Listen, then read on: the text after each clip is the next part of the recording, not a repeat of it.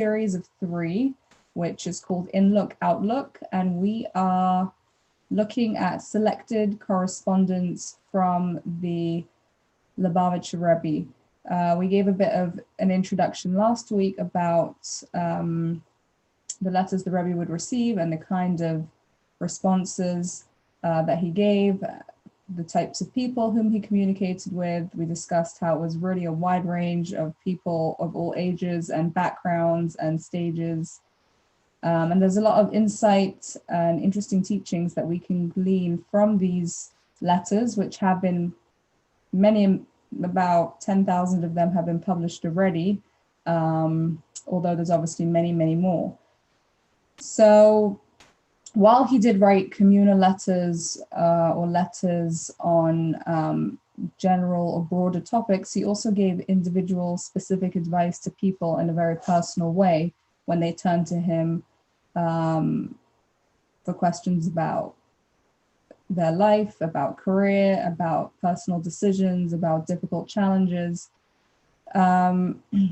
So today we're going to be looking at a very interesting letter.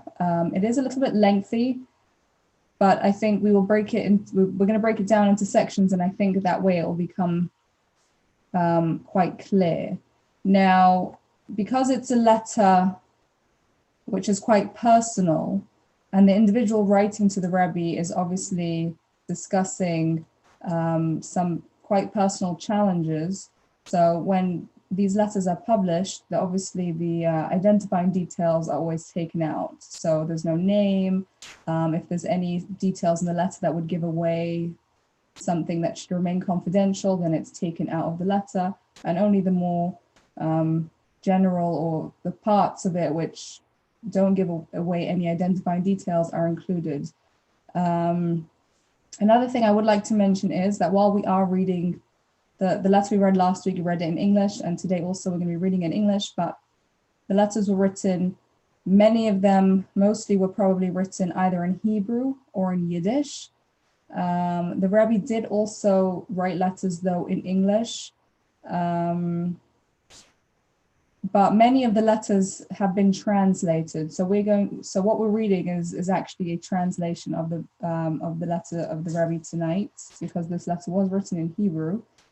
I mean, the Rebbe spoke a number of languages, including French and Russian, and he also wrote in a few languages. So this letter tonight is originally in Hebrew, but we're going to be reading in English translation.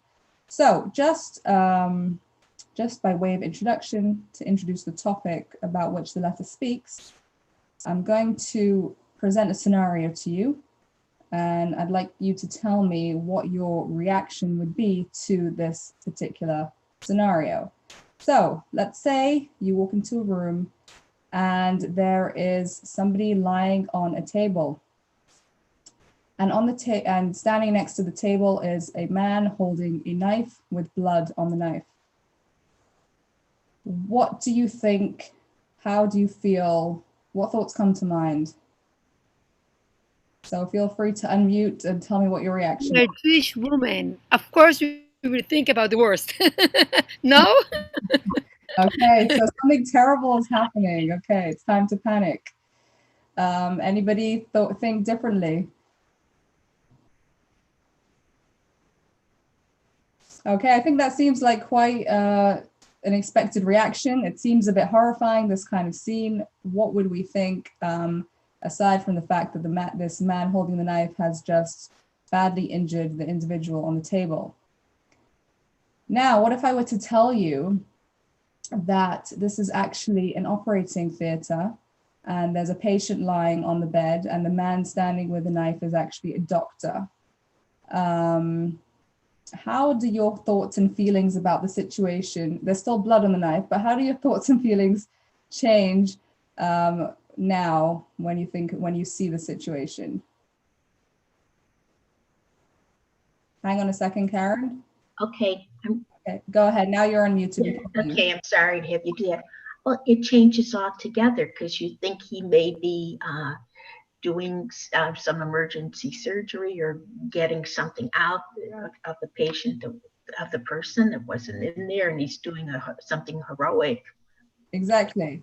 So this formerly we thought he was a criminal and out to do harm and cause pain to somebody else, now actually has become somebody heroic, as Karen described, and we only have admiration, and we feel relief that he's able to actually come in there and help this patient with whatever the situation is.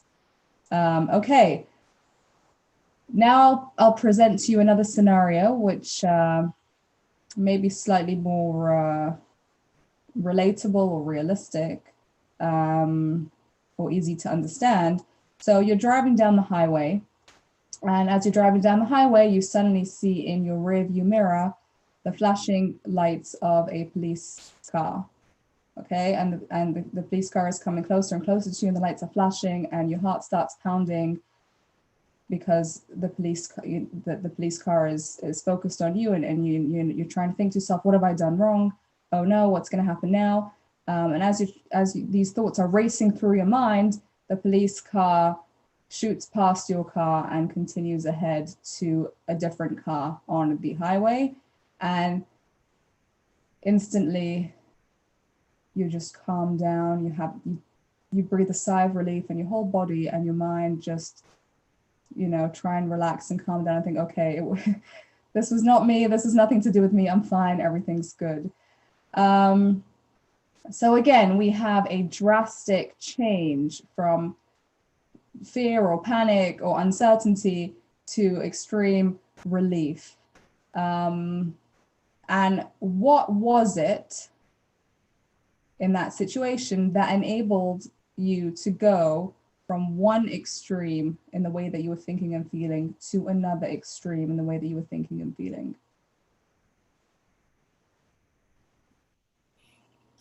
Well, I think part of it is just chemistry. I mean, there's, all kinds of stress hormones and whatever that, are triggered by,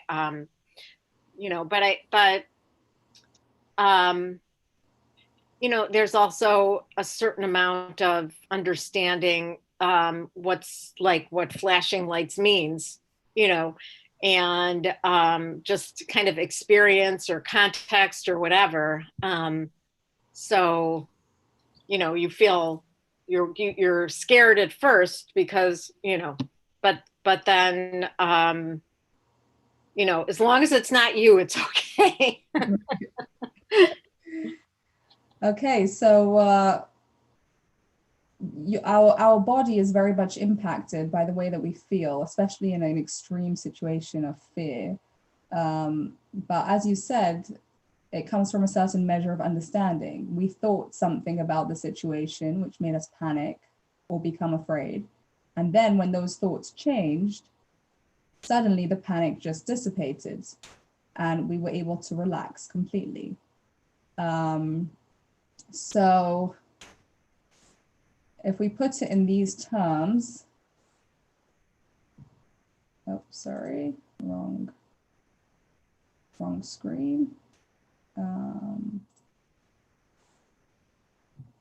Okay, so here we just have the two scenarios that I just described to you. And what we think and feel is generally a reaction to the reality in which we find ourselves. Okay, so we thought a certain thing, we perceived the situation in a certain way, and that triggered certain feelings.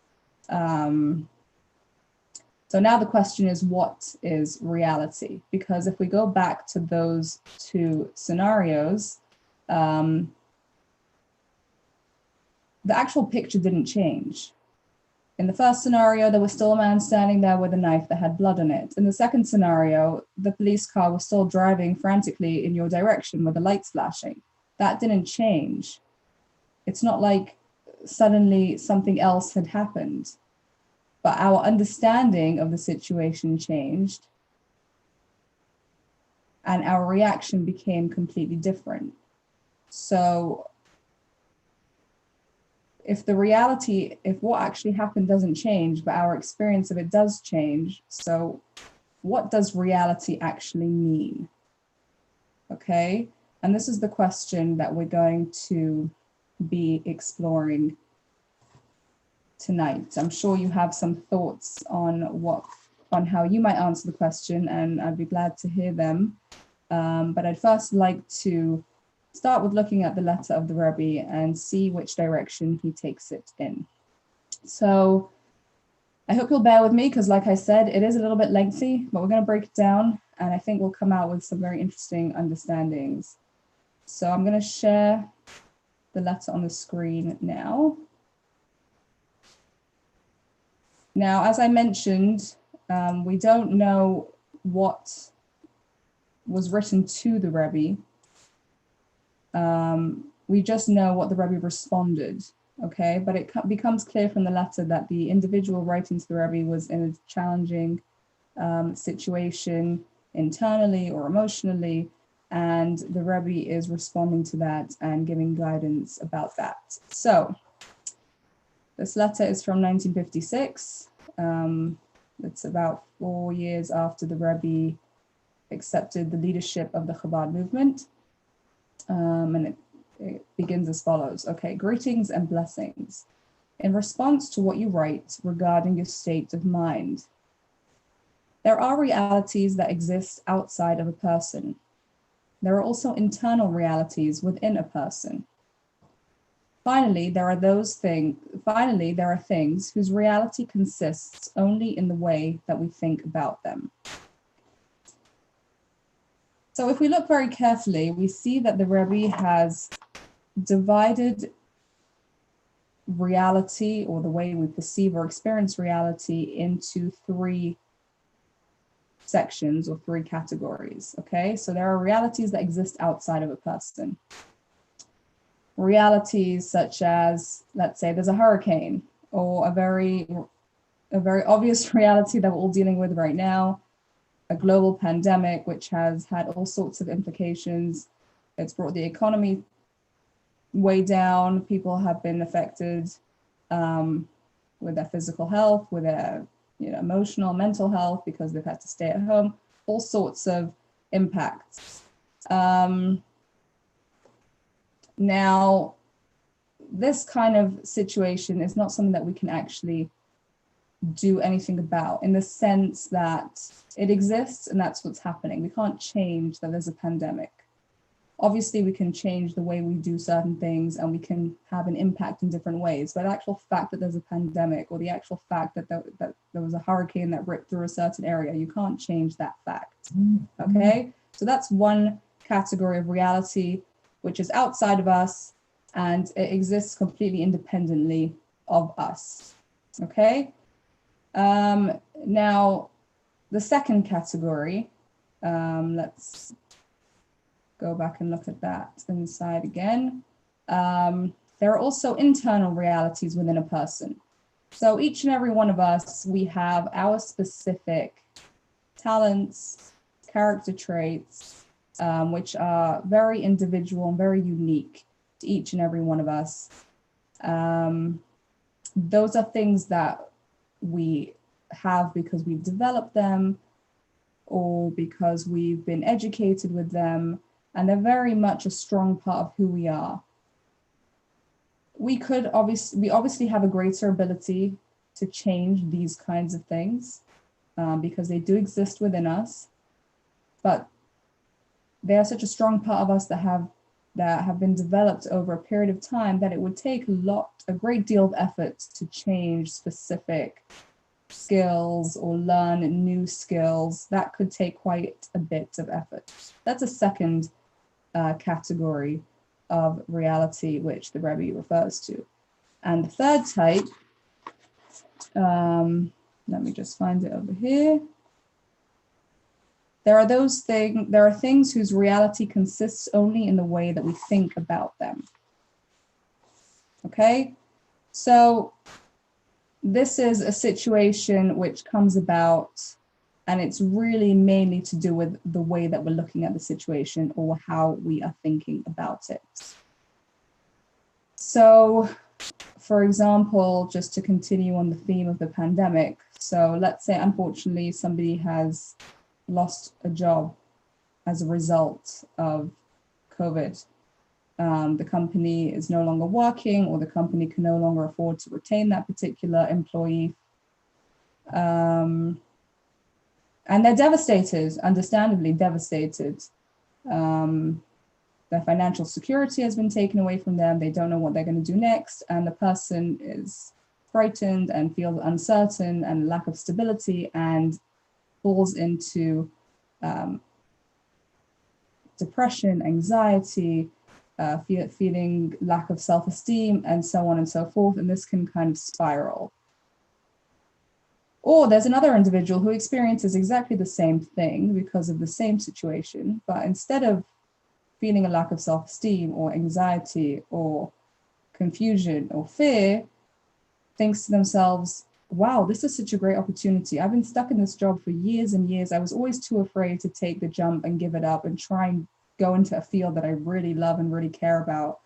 But maybe now, because I've just been thrown into this situation, it's an opportunity for me to look at my other skills and my other talents that I never really tried to develop and see if there's something else I can do which I would really love and thrive with and be able to accomplish even more. So you have the same reality for two different people.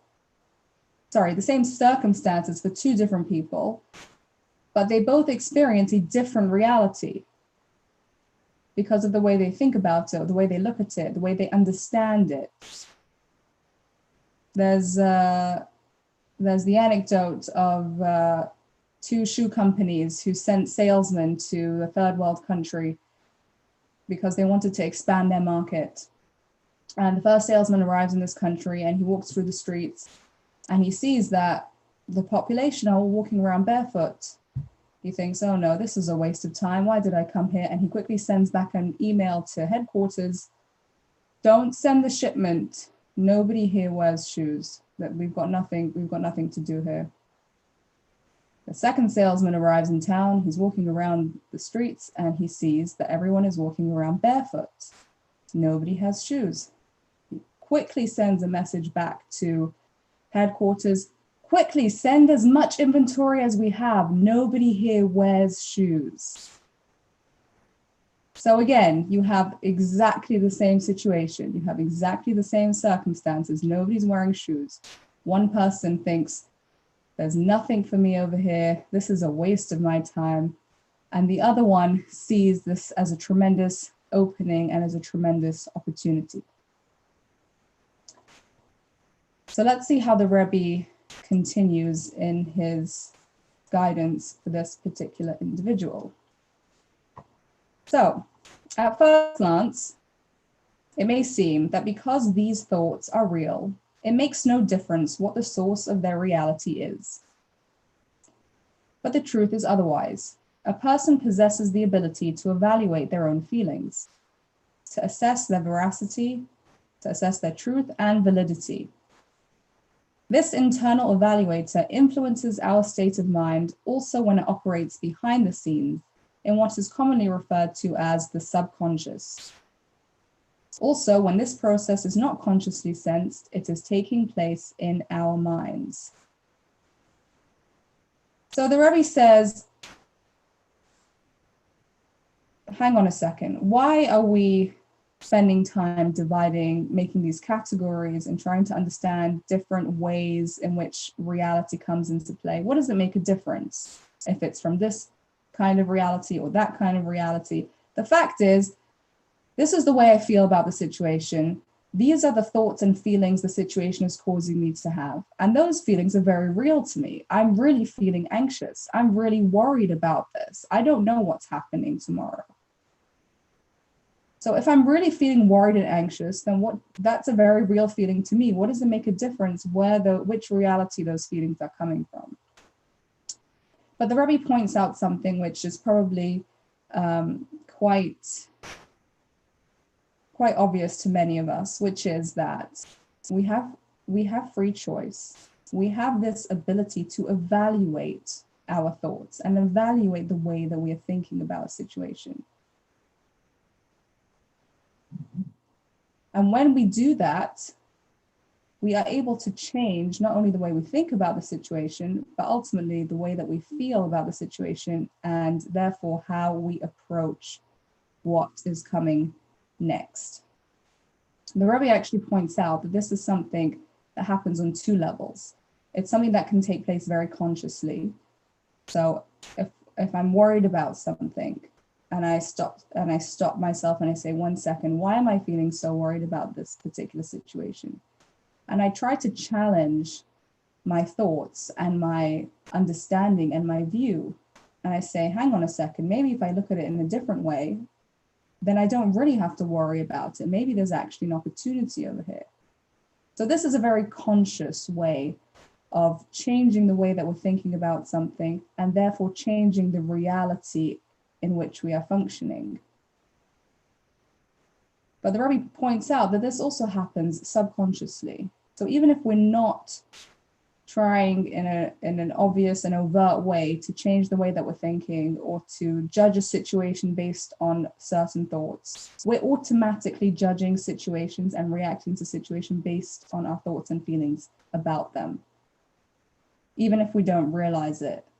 So obviously the ideal is to try and be as mindful and as conscious of the way our thought patterns are affecting our perspective, so that we don't get sucked into a negative view or into something that might feel hopeless or impossible. But when we remember that this is also happening subconsciously, it can help us as well. Because sometimes we don't realize that the way that we're feeling about a situation is because we've already gone through that subconscious judgment of it and therefore come to these feelings. So it's a good thing to remember that it obviously operates in both the conscious and the subconscious. And as much as possible, we should try to get into that conscious element so that we can have the maximum impact for ourselves. So let's continue. Let's continue with the letter. Okay. Before I continue, actually, I just want to we'll stop and give you a moment I just want to ask if so far the train of thought is clear. Any questions on anything or comments? Okay, so let's move on and see how the Rebbe goes on with this letter.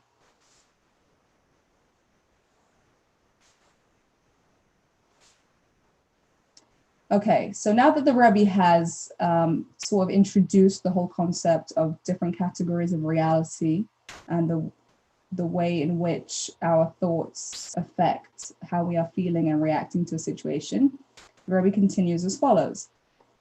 It is obvious that the thoughts about which, about which you write in your letter are of the third type of reality, which is more easily overcome than the other two types. Furthermore, often these thoughts and feelings will go away on their own when the person stops thinking about them, either due to external factors or when the person resolves to put them out of their mind.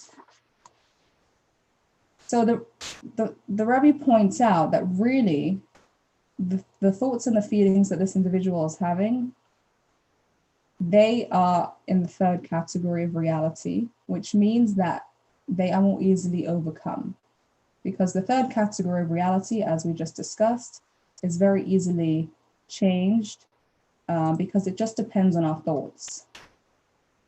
It's a reality that's been created and is being experienced because of the way we've judged, evaluated, or thought about a certain situation.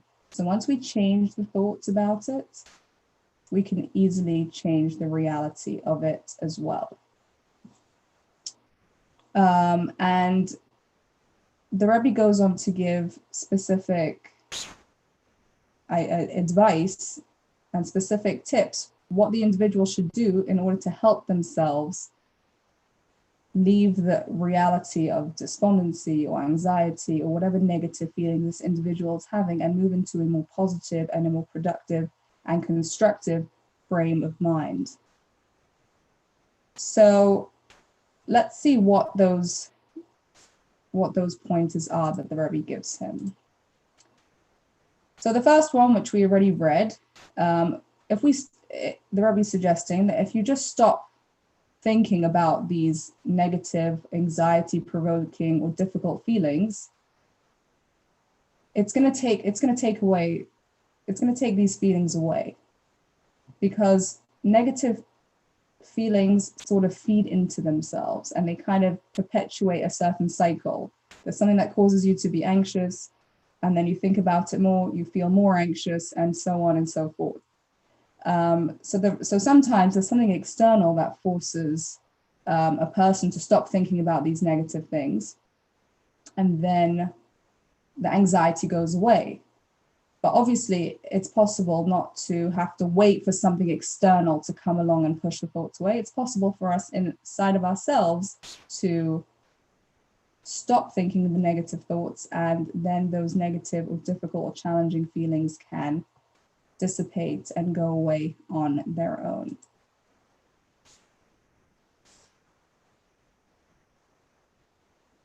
Certainly, we're in the second paragraph. Certainly, you know all this already.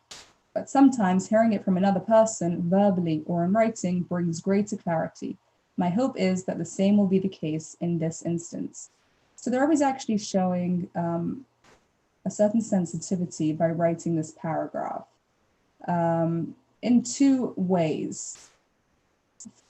One way is that sometimes when somebody gives you advice, it can feel hard to accept that advice, to sort of acknowledge that I'm wrong for sitting and thinking about these negative things, and really I should be giving them up. It could be kind of a difficult thing to acknowledge that you're doing something wrong and you should change the way you're behaving and follow this particular advice.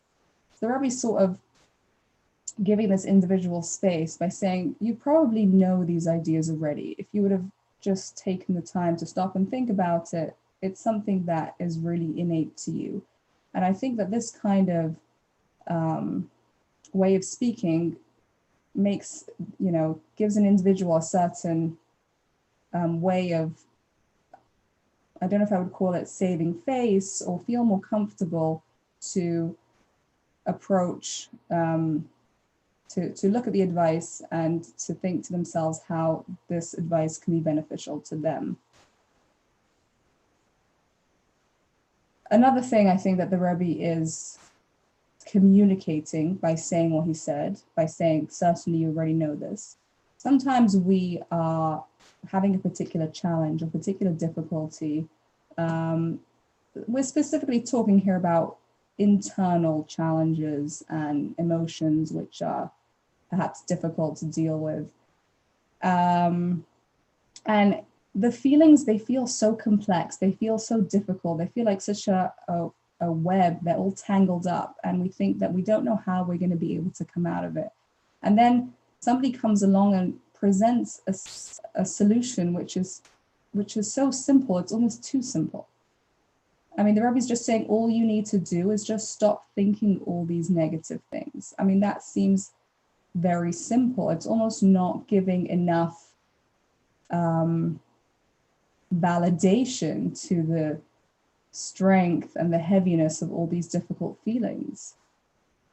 So a person can think to themselves, I'm getting all tangled up in a knot about this, and that's all that the solution takes. I mean, it can feel a bit like mismatched, and a person can maybe feel like, maybe I was just blowing this all out of proportion, and it can feel shameful or embarrassing.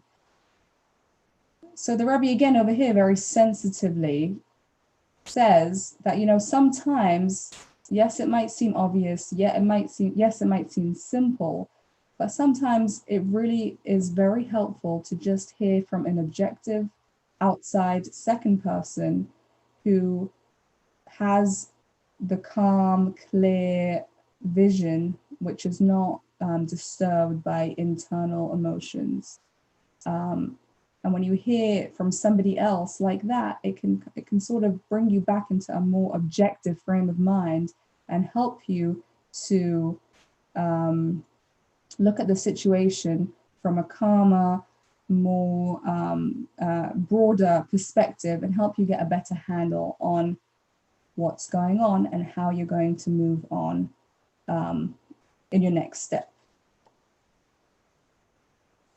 Any questions? Okay, looks good. So let's continue then.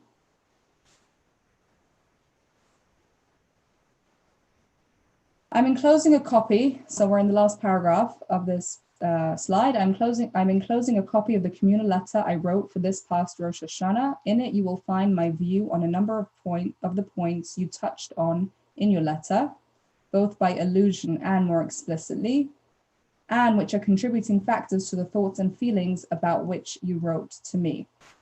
So what is this communal letter that the Rebbe is referring to? So the Rebbe actually used to write a mechtav klali, a communal letter for certain major Jewish events, like before Rosh Hashanah, before Passover. Periodically over the course of the year, he would write a general letter addressed to all Jewish people around the world. He used to send it to individuals in the Chabad communities around the world, and it would also be published in different magazines and newspapers with a message relevant to that particular holiday. So this letter is not long before Rosh Hashanah, and the Rebbe had just written a communal letter connected to Rosh Hashanah.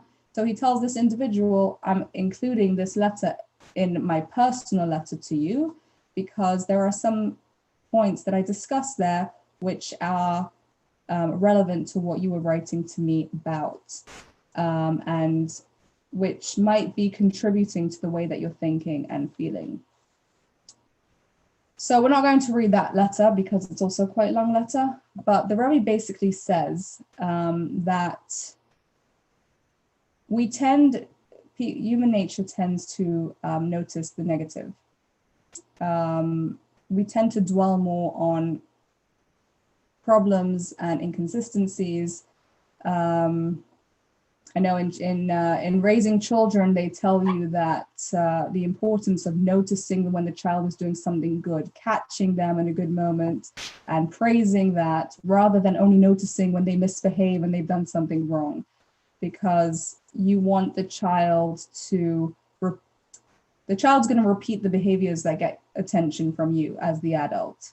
So if you focus every time they do something wrong, like, oh, what did they do? What are you doing? And you make a big deal about it. They realize, wow, I'm getting so much attention for this. I'm going to do it again.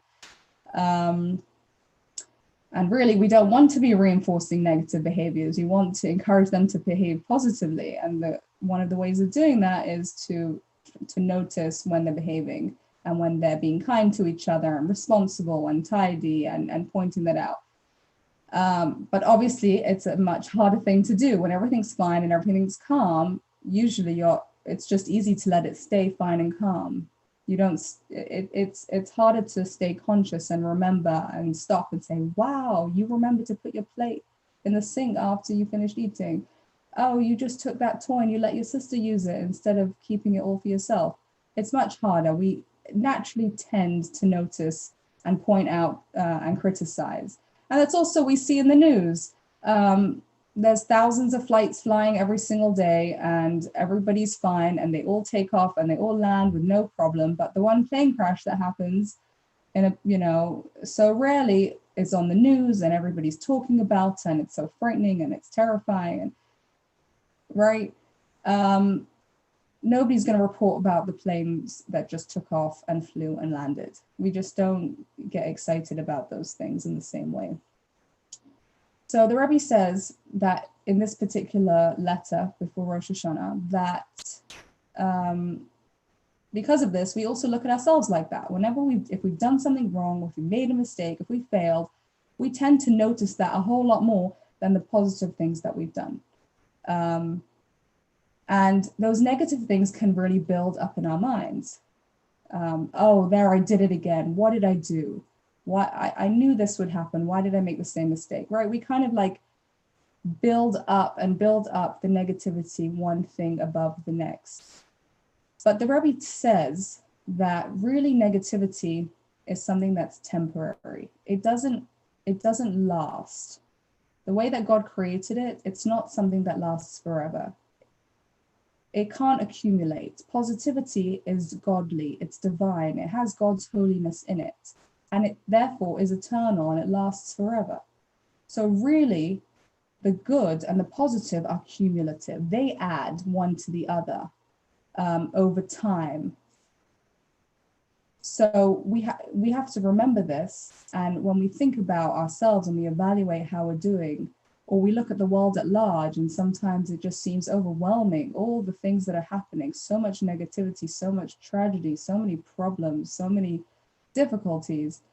But at the end of the day, if we remember that godliness and holiness is found in the positive and not in the negative, that negative is doomed to just dissipate and fade away, while the positive, even though it's hard to stay cognizant of this and recognize this in an open way, because human nature is we're not conditioned to think like that, but really it's the positive that builds on itself. So instead of focusing on the mistakes that we've made and using that to pull ourselves down, we should remember the good and the positive, the accomplishments, the times that we have overcome the challenge, and realize how much power we have within us, and use that to encourage ourselves forward and say, yes, I am able, I am capable, I've overcome before, I've done good things, and I can do good things, and I can overcome this challenging situation as well. So the Rebbe is pointing out to this particular individual that it could be that you're thinking so negatively about yourself just because, not because there's nothing positive in you to focus on, but just because it's a natural way we tend to think. But you need to stop, and you need to start focusing on those positive elements and draw encouragement from that. And that will help you overcome these negative and difficult feelings that you have been having.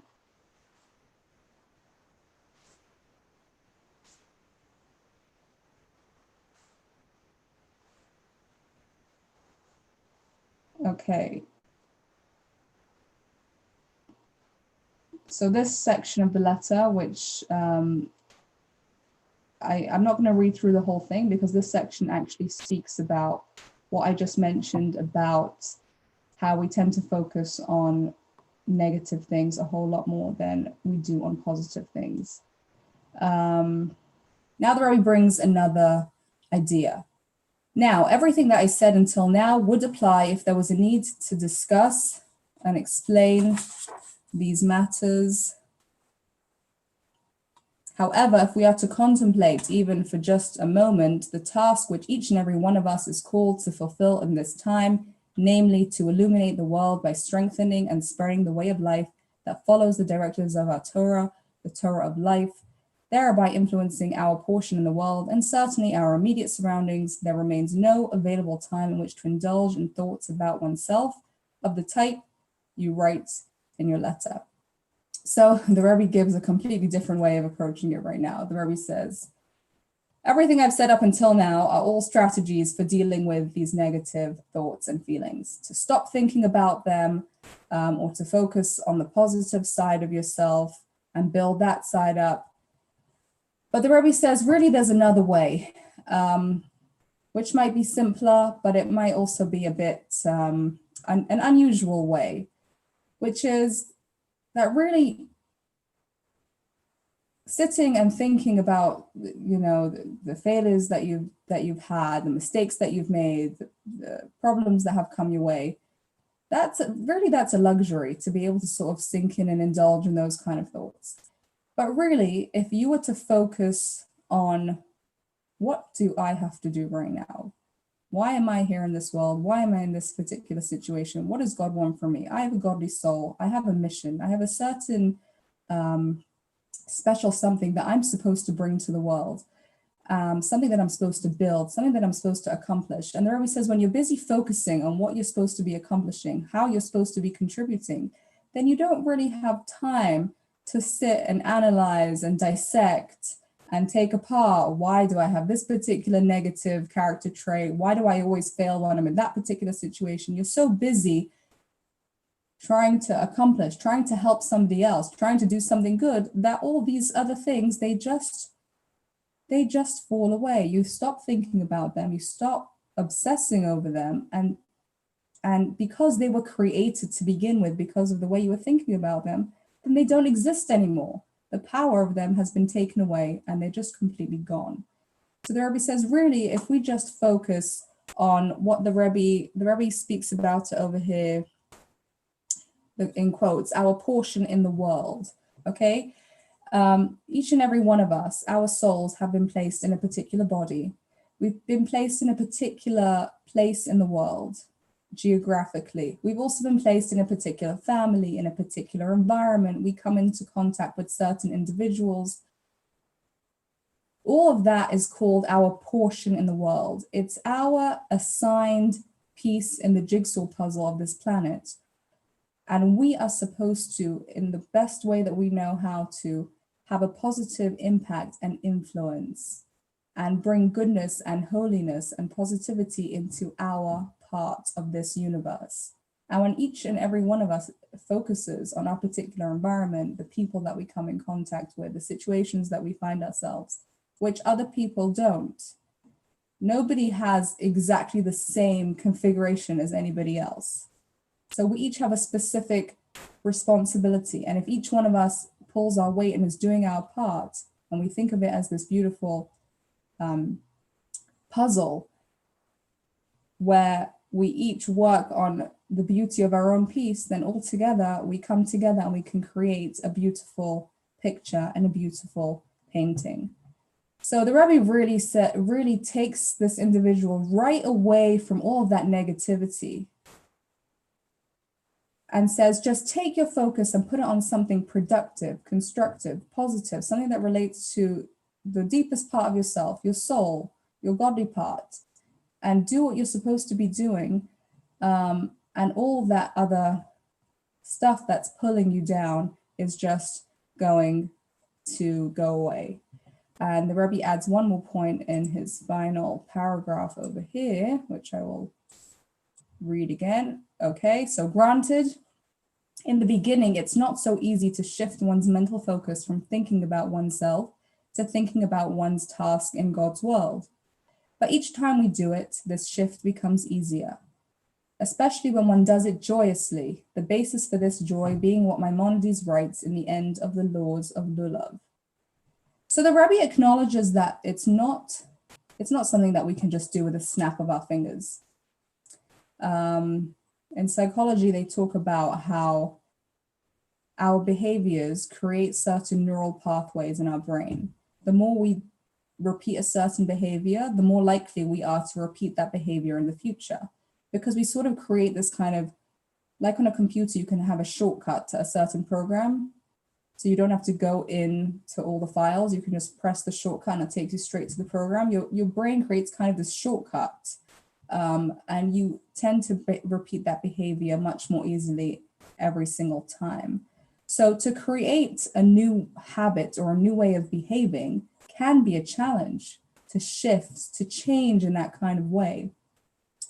I don't remember if I think it's, they say it takes 6 weeks to create a new habit. I'm not sure exactly what the time is, but basically there's a certain period of time that needs to elapse from when you've started a new habit till it's considered to be a natural behavior of yours. So the Rebbe does acknowledge, you're used to looking at life in a certain way. You're used to looking at a situation and it just triggers feelings of helplessness in you. So to change that is not so easy. But once you start and you practice it and you do it again and again and again, each and every single time, it becomes much easier. And as he writes in the second part of the paragraph, especially when one does it joyously.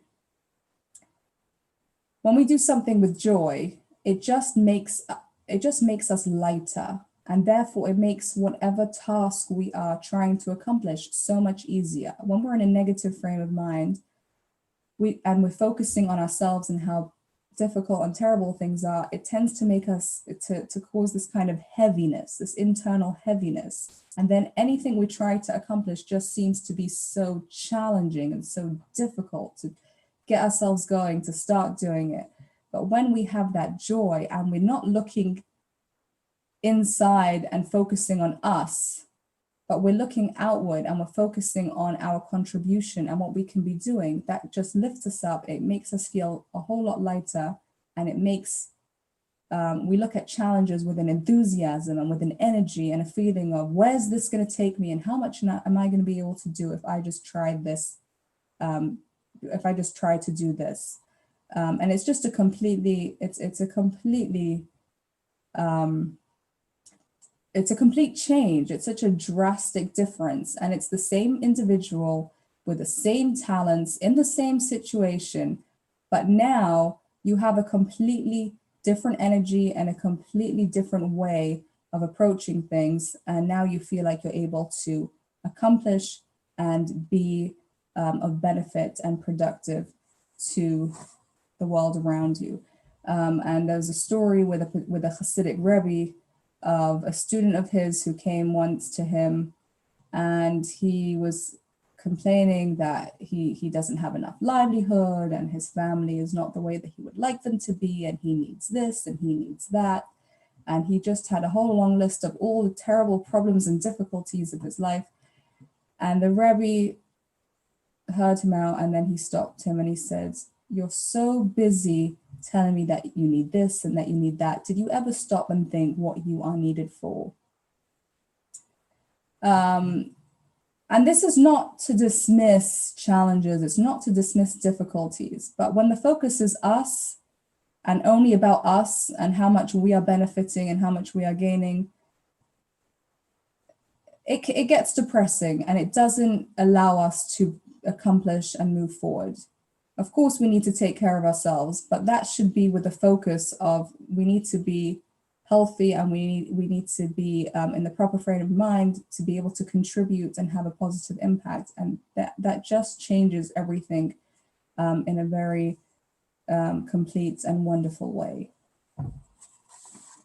So this letter really, there's a lot in it on the subject of different types of reality, parts of reality that we have control over, parts of reality that we don't have control over, and to recognize that very often the way that we are feeling about something or the way that we are reacting to something is because of how we have judged a situation, how we've decided that that situation means A or B or X or Y, and therefore that causes certain feelings or certain anxieties or fears. And to remember that we as human beings, we have that evaluator inside of us, that inner judge that's really able to challenge our first reaction or our first perception of a situation or of an individual, and say, 1 second, maybe there's another way to look at this, which is more correct and which will make me better able to respond and better able to accomplish. And again, when we bring in that focus, that it's not all about us, but it's about what we are here to do and accomplish, then with that change in perspective, that helps us feel more energized and feel lighter and feel more needed, and therefore in a better frame of mind to tackle and to move forward in a particular situation. And of course, when we do it with joy, that always adds to our energy and to the impact that we have. So